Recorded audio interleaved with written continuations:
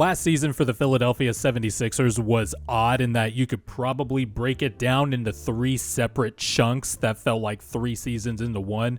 Of course, starting off with the Ben Simmons saga and all the drama that brought, but we're not going to talk about it in this video because it's just way too long to even go over and it's not worth rehashing at this point. Then there was the slow start to the season for Joel Embiid after knocking knees on opening night, and then he had COVID. Then he came back after the ragtag Sixers went about 2-9 in the stretch. Embiid was gone. Then Embiid came back, and from mid-December to early February, to me, he was playing like the best player in the league. And of course, he was in that tight MVP race where I personally would have picked him, but Nikola Jokic and Giannis were both equally deserving also. And then the third and final phase was the James Harden trade. Now, the James Harden trade was one good for the Sixers in that they got rid of Ben Simmons and got a better player, but Harden also had an up and down season. The depth was gone thanks to the trade, and so it was more than likely, while the Sixers had a high ceiling that season, they were most likely probably going to fall short of the Bucks and the Celtics, mainly because the depth behind them wasn't strong and the Sixers were constantly trying to find the 5th starter in the closing lineup to close out games, but it was a lot of one-way options, one on one end of the floor or the other. Now, going into this season, that does not seem to be an issue for the Sixers anymore. They had a very creative offseason thanks to one, the brilliance of general manager Daryl Morey, but also he was aided by Harden taking a pay cut, taking a 1+1 deal with about a $15 million pay cut that allowed Daryl Morey to make some moves to add to the roster in terms of depth, very valuable two-way players, and he also made a very creative trade on draft night. Now this could be possibly the deepest team of the Joel Embiid era. I know the question's been thrown around a lot. Is it the best team of the Joel Embiid era? To me, Daryl Morey knocked this offseason out of the park. The Sixers got players that fit with their 2 best players. There's more emergence probably coming from Tyrese Maxey soon, heading into his 3rd year.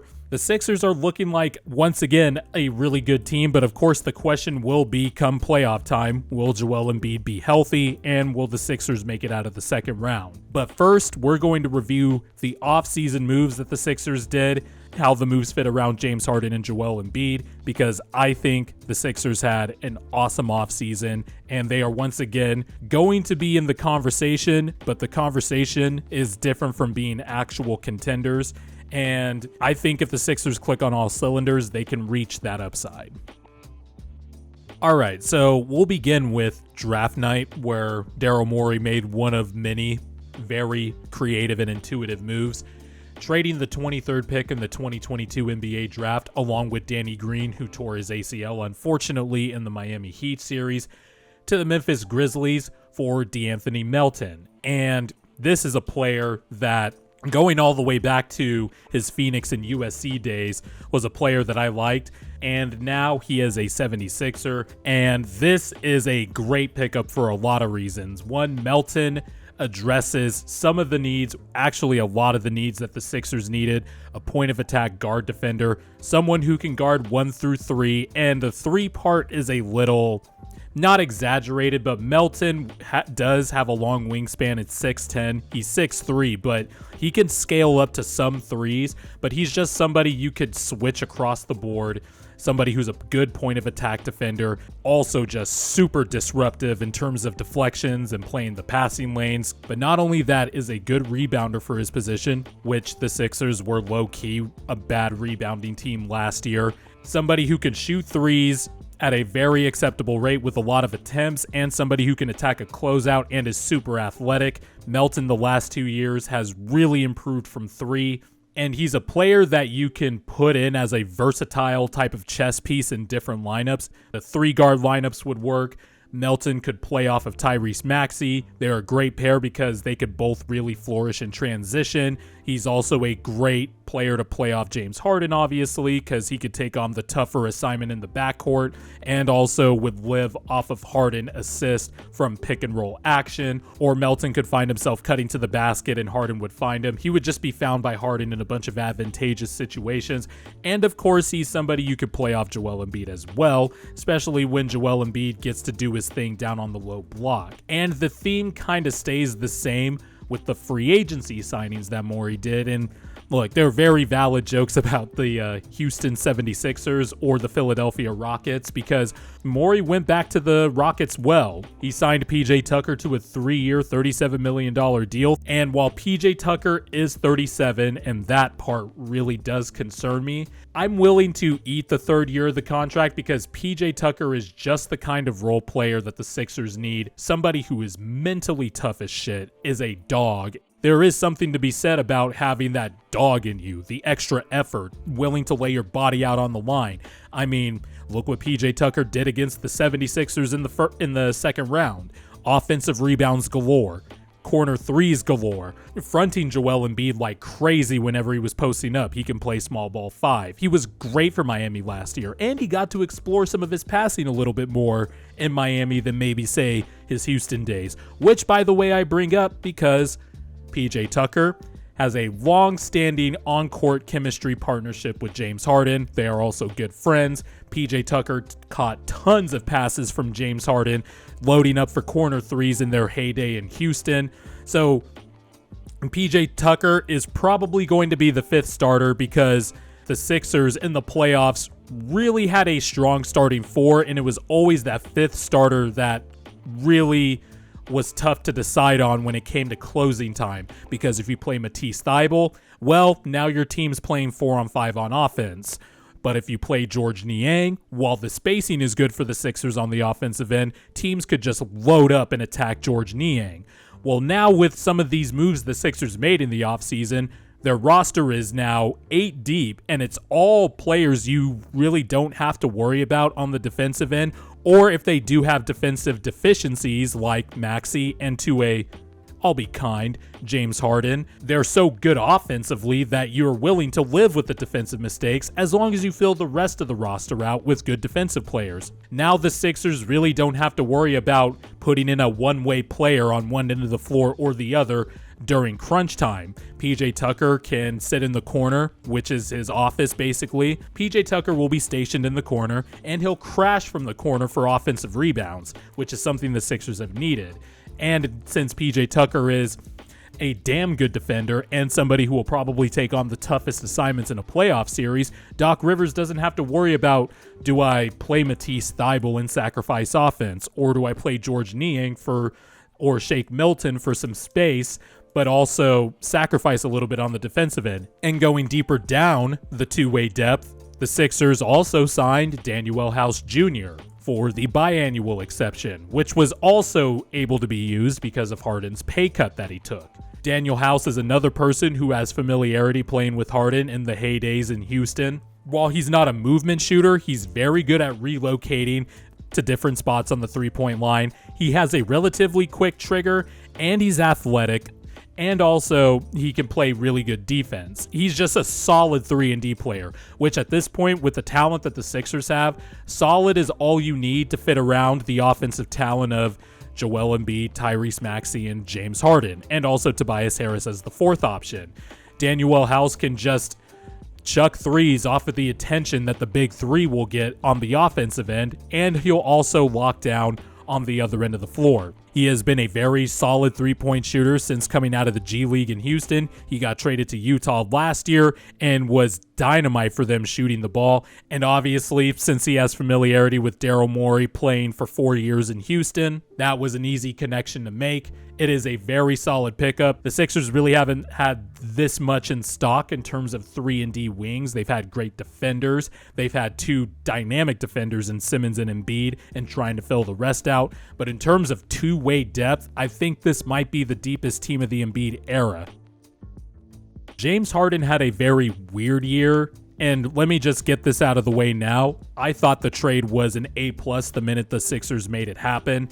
Yes, Harden looked like a more depreciated version of himself, but I'm willing to chalk that up to it was the hamstring, because remember when Harden first got traded to Brooklyn, at the first stint in Brooklyn, Harden looked amazing, averaging 25, 11, and 6 on a very high true shooting percentage. He was in the fringe MVP discussion before he got a grade 2 hamstring injury the first time, then re-injured in the Boston series, and it obviously looked like it was lingering into this past season.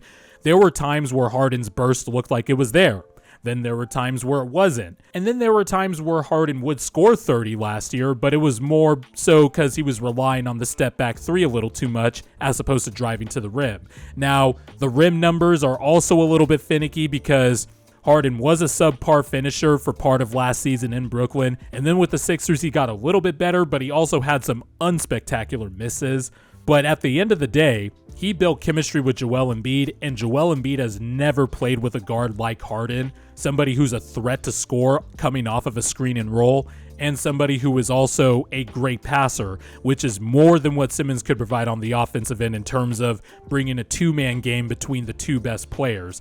As much as I have said it multiple times on this channel before, the Joel Embiid-Ben Simmons duo was good, though imperfect, but there is the valid criticism of them never really forming a two-man partnership with each other. And to me, that was mostly because of Simmons' lack of ability to score out of screen and rolls off the dribble because he couldn't shoot. And also he doesn't finish layups well with his left hand, which limited the options. So they never really ran pick and roll that much. When Jimmy Butler got traded to the Sixers, Joel Embiid and Jimmy Butler formed an immediate pick and roll chemistry, more so than Simmons, who at that point, it was his second year on the team. And then remember, there was the criticism, well, is Joel Embiid really a big man who can operate in the pick and roll? Which I always thought was overstated and quite frankly unfair, because no one took into account that Embiid has long been a fast learner since his days at Kansas, and he never had a guard besides Jimmy Butler to operate pick and roll with. And boom, what do you know? Joel Embiid and James Harden immediately become the most dynamic pick and roll tandem in the NBA. There are two stats to back this up as well, and I don't know how accurate NBA court optics is. It's on NBA.com. It's the new fancy. They try to do a Diet Coke version of Second Spectrum where they go deeper into the numbers with certain plays, and the Sixers averaged 1.25 points per possession when Embiid screened for James Harden, which, by the way, is very fucking good. And then, of course, there's the Second Spectrum numbers that I was able to find via Kevin O'Connor of The Ringer, via Second Spectrum, because he has access to Second Spectrum. This little YouTube channel doesn't have the privilege of Second Spectrum access, unfortunately. But the Joel Embiid, James Harden pick and roll averaged 1.15 points per pick and roll, and that was first among 35 combos that played at least 500 minutes together. So they were already the most dynamic pick and roll tandem in the NBA, and Harden had a gimpy hamstring, and they really didn't form or have any time to form any type of chemistry with each other. Now that they have an off season of working together, which there have been videos and photos of, it seems like a lot of the team has been working together this off season, which is something I've never seen in the Ben Simmons, Joel Embiid era. It is notable that a lot of the team is working together in the off season more than I've ever seen them. And also, there's training camp that's upcoming, and they're going to have a lot more time to hammer out the details in the system that Doc Rivers wants to install. This is just the beginning. And also, when Harden got traded to the Sixers, there was an immediate effect on every other player on that team, and you'll see it in the stats up here. All these players, from Tobias Harris, Tyrese Maxey, to even Joel Embiid, who somehow his numbers got boosted thanks to playing alongside Harden. Harden just had a profound effect with not only his passing, but defenses still played him like he was a scorer. If Harden can even get back to, which I think he can, if Harden can get back to the version that we saw when he first got traded to Brooklyn from the Houston Rockets, that is more than enough for the Sixers. If they build the offense around this pick and roll first, and then of course Joel Embiid post-ups, which by the way, all of the offseason acquisitions Daryl Morey did, they can also fit around Joel Embiid in the post-up heavy system, which is just scary for the rest of the league because I think they're just scratching the surface. Speaking of scratching the surface, I think Tyrese Maxey hasn't even come close to the type of player he'll become. Now, when I say the player he'll become, I'm more so thinking third best guy on a championship team or third best player on a really good team. The jump that Tyrese Maxey took from his rookie year to his sophomore year is very rare. The jump in three-point percentage, the jump in points per game, the jump in the level of trust from his teammates, and it doesn't surprise anybody because Tyrese Maxey has an insane work ethic. He's not just somebody who talks about it, he's somebody who's about it. And you could tell in the development, and it's a rare outlier leap, so you shouldn't expect another rare outlier leap like this from Maxey. But there are a few things I'm looking for from Maxey in his third year. Can he improve his handle a little bit? Not that he needs to have a Kyrie Irving level handle, but he does need a little bit more refinement. A lot of his handle is the fact that he is just insanely fast, especially since teams started defending him differently because he became an elite three-point shooter. But you really don't need an advanced dribble if you're able to just blow by somebody and you're at the basket in 2 steps, right? Well, I think Maxey can still refine some of his craft. He can improve as a playmaker a little bit, help out with the playmaking, because Joel Embiid and James Harden are probably going to see the lion's share of the playmaking. Maxey can help out in that department. Maxey can also leverage his speed and his ability to finish around the basket by getting to the free throw line more. These are all doable little incremental things I think Maxey can improve on to take this jump from second-year player averaging 18 points to third scoring banana on a contender averaging 21, 22 points per game, because Maxey took off like all the other players I mentioned when James Harden joined, and he was able to be in the natural 2-guard role, even though he's a 6'2" ball handler, playing off of James Harden, utilizing James Harden's passing by running the lanes in transition and receiving the ball as a play finisher. And that was one of the knocks on Maxey last year, which is valid, that, lineups where it was just him and Joel Embiid didn't do so well because, again, he's a second-year player and he's not really refined as much as a playmaker yet. He's still more of a score first, but with James Harden there, he's able to just play, attack, do instinctual stuff without having to think as much, and the incremental improvements in the other areas of his game will come along. And I know Maxey has been working his butt off this summer, and I think he's ready for a dynamic third year, and the Sixers have a big 3 on offense. Now, of course, defensively, Maxey is small, but I do like him improving as a point of attack defender potentially. Of course, he's going to be attacked in the playoffs like teams did last year, like the Raptors and the Heat did last year. But I think Maxey is a hard-playing, max effort level guy, and you can mitigate some of those defensive deficiencies that he had. But he's a special kid. He has a special work ethic, and he already has a special connection with the 76er fans. And I think he is primed to take another leap this year. Maybe not as dramatic and outlier as last year, but I think he's going to take a step nonetheless. When it comes down to it, I'm really excited about this Sixer team, and yes, I talk myself into the Sixers every summer, but that's how special Joel Embiid is, so forgive me if I'm drinking the Kool-Aid again, but, they are 8 players deep now with really good two-way players. Tobias Harris is an awesome 4th option to have. By the way, Tobias Harris played really well as the 4th option on offense and as a very solid defender post-Harden trade. He guarded guys like Karl Anthony Towns well, guarded Pascal Siakam well, who was having a all-NBA caliber season in the first round of the playoffs against Toronto. And while he was overmatched trying to check Jimmy Butler the whole series, Tobias, I thought, gave a good, honest effort. But if Tobias Harris is your best perimeter defender, you're in trouble. This is where these other pickups come in.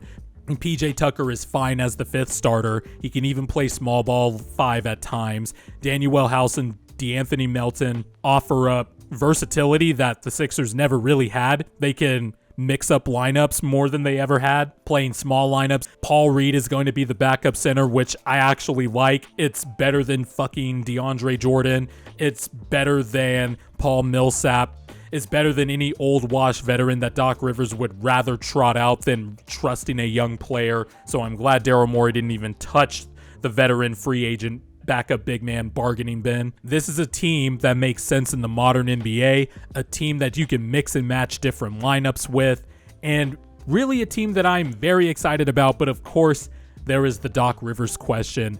I have been a vocal critic of Doc Rivers. I think he's overrated. The one wild card I am looking at is Matisse Thybulle, because it's not just Matisse Thybulle is just Matisse Thybulle is just ineffective on offense, man. Even if he'll make his token 2 threes a game, if he's wide open, he'll pass it up. He found some ways to score playing off of Harden when the Harden trade happened, screening and rolling for him, being in the dunker spot. You know how Sixer fans feel about members of the Australian basketball team that stand in the dunker spot. If Matisse Thybulle was just passable on offense, he would probably be the 5th starter. And not only that, you can put him in different lineups. Imagine a lineup that has Matisse Thybulle and DeAnthony Melton in it. Both of them would be playing the passing lanes like hound dogs. They'd be getting out in transition, a lot of deflections, a lot of batted passes. That's why Matisse Thybulle is the wild card. I don't think the offensive improvement is happening, but crazier things have happened. But the Sixers now have a bunch of combinations they can go to thanks to these 3 pickups.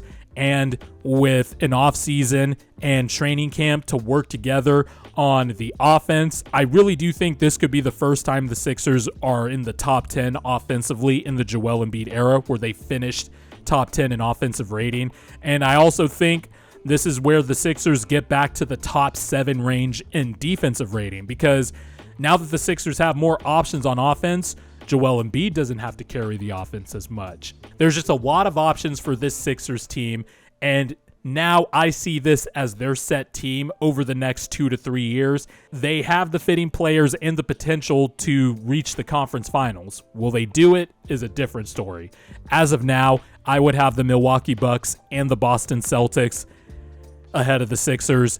Probably the Miami Heat, but I do think the PJ Tucker loss was big. I'll go over the Heat in a different video later, but the Sixers are right there in terms of fringe contenders, but I'm not going to put them in the contender status yet because, and yes, I am a fan of the Sixers, but even I have to admit, at some point, they have to prove it by staying healthy and, once they stay healthy, getting out of the second round, and they have to basically show it at this point.